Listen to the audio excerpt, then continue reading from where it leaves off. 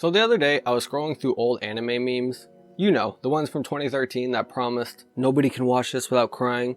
And it made me think, what happened to Angel Beats? The 2010 smash hit about edgy teens in the afterlife, fighting fate with guns, guitars, and gut-wrenching backstories. As someone who binged it in 7th grade, the dubbed version, no shame, it wrecked me. That finale, oh. But 15 years later, does it still hold up? Or is it just peak 2010s nostalgia? From its wild plot and characters, to its meme legacy and emotional punch, today, sit back as we look back on Angel Beats, the anime that made us question life, death, and why we like to watch sad things. Angel Beats is a 13-episode anime from 2010 produced by PA Works and directed by Saiji Kishi, with the story being written by Jun Maide, who worked for Key Studios, the folks behind other classic tearjerkers like Clanad. It aired in Japan from April to June, blending action, comedy, romance, and drama in a supernatural high school setting, with the dubbed version coming out just a year later in 2011. The plot kicks off in the afterlife, a limbo high school for teens who died with regrets or trauma, where they must find peace to obliterate themselves, which just means be reincarnated.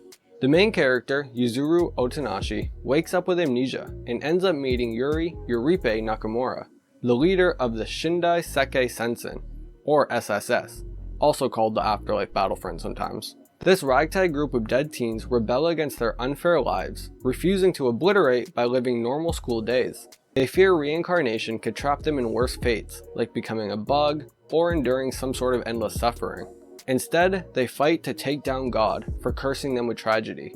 Yuripe's crew pulls chaotic ops like stealing meal tickets or hacking systems, all while dodging what she thinks are NPCs. That's literally what she calls them. And their main target? Angel. Real name Kanade Tachibana, the stoic student council president with supernatural powers like hand sonic blades and barriers.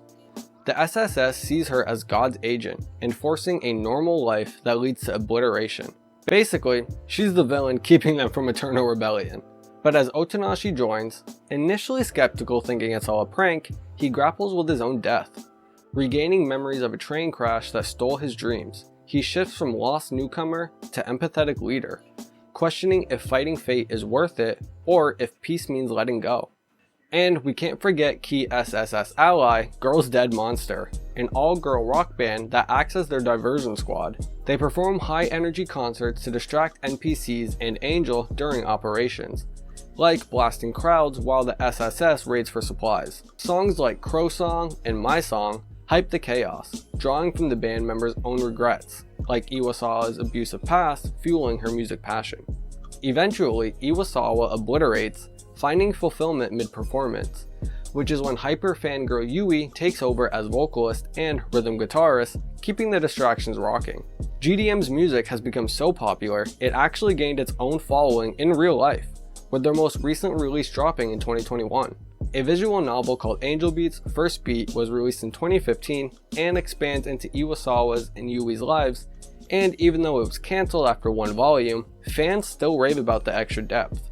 As a 14-year-old in 2013, I was hooked by the cutesy yet action-packed vibe, as I'm sure we all were, as well as the banger music the show was making. The only complaint you'll find most people have with it is that it was too short, which led to rushed storylines. Fun fact, by the way, it was originally planned for 26 episodes, but got cut to 13 due to production issues like a literal tsunami hitting the country. But 15 years later, it definitely still holds up. And while it didn't make me cry this time around, it definitely was a cool, emotional, nostalgic ride. Angel Beats hit like a truck in 2010, spawning endless memes and discussions, especially on Facebook, which is where I first saw those guaranteed to make you cry posts. Reddit threads gush over its emotional whiplash, with fans jokingly calling it straight depression. Memes exploded. TK's random dancing during fights became GIF gold, Yui's hyperactivity spawned annoying but lovable edits, and the iconic opening has been covered and remixed everywhere. Girls Dead Monster tracks like Crow Song and Ichiban no Takaramano went viral. Fans are still listening to them to this day, with one Reddit thread hyping a 2020 mini-album for the 10th anniversary. It influenced anime culture, with echoes in shows like Charlotte, which has the same creators, or ongoing fan theories, like Who Programmed the Afterlife. Reviews call it a tearjerker masterpiece, with Anime Rant straight up saying it was emotionally damaging, and countless memes and posts online about how no one was expecting the train wreck ending that leaves everyone crying. Or you'd get the ones that would trick you into saying you should watch Angel Beats because it's a cool badass anime, only for them to be trolling you because it would actually make you cry. It truly is one of the most wholesome communities I've ever seen.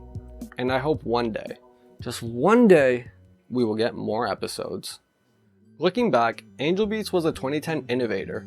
June Maidai's brainchild, blending supernatural limbo with teen rebellion, hilarious antics, and soul-crushing drama. It nailed emotional highs and lows. It had amazing video animations, god-tier music, and themes of regret and fulfillment. But the only flaw really being that it was rushed.